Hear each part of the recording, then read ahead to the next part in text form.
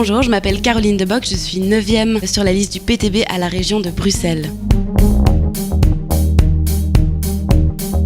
Pour nous, notre première priorité, c'est la question des transports publics gratuits.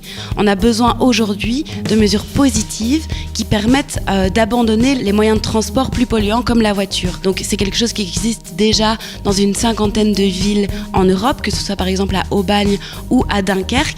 Et on a vu dans la pratique, dans ces villes-là, une augmentation massive de l'usage des transports en commun et une diminution de la voiture. La deuxième, c'est la question de l'encadrement des loyers. Bruxelles est la ville la plus chère en Belgique. C'est parfois des loyers qui prennent 2/3 du salaire. Et donc à la fin du mois, c'est juste la galère. Et donc nous, ce qu'on pense, c'est qu'aujourd'hui, c'est nécessaire d'encadrer les loyers pour éviter la mise en concurrence sur le marché privé des logements et assurer que toutes et tous puissent avoir accès à un toit. La troisième priorité du PTB à Bruxelles, c'est la question de l'enseignement. On veut avoir un maximum de 15 élèves par classe jusqu'en 2e primaire et un maximum de 20 élèves par classe jusqu'en 6e secondaire. Pourquoi ? Parce qu'aujourd'hui, on est dans une situation où le nombre d'élèves par classe est à 25, 30, parfois 35.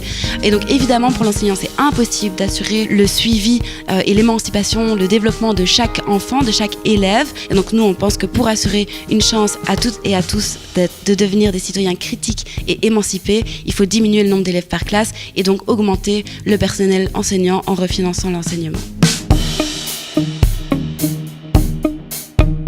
Donc la première idée importante, c'est la TVA sur l'électricité. C'est vraiment problématique qu'aujourd'hui, il y ait des personnes qui se retrouvent dans une situation où on leur coupe l'électricité ou le gaz. Ça, c'est aujourd'hui le monde dans lequel on vit en Belgique, qui est un des pays les plus riches du monde. On coupe l'électricité et le gaz à des gens. Nous, on trouve que la TVA doit absolument être rebaissée à 6% pour que tout le monde puisse avoir accès à l'électricité et au gaz. La deuxième, c'est la question de la pension à 1 500 € par mois minimum.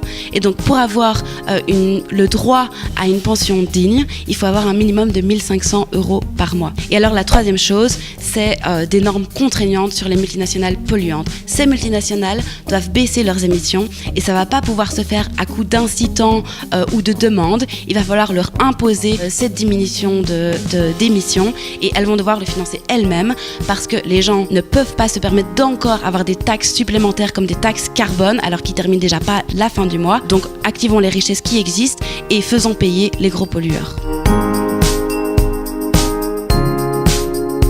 Clairement, c'est les transports publics gratuits. Donc ça coûterait 200 millions par an la gratuité de la STIB. Aujourd'hui, il y a déjà 137 millions dans ces 200 millions qui sont payés par les entreprises qui payent les transports domicile-travail de leurs employés. Donc ça fait juste encore une 60aine de millions à trouver. C'est tout à fait faisable, notamment en coupant dans les voitures de société.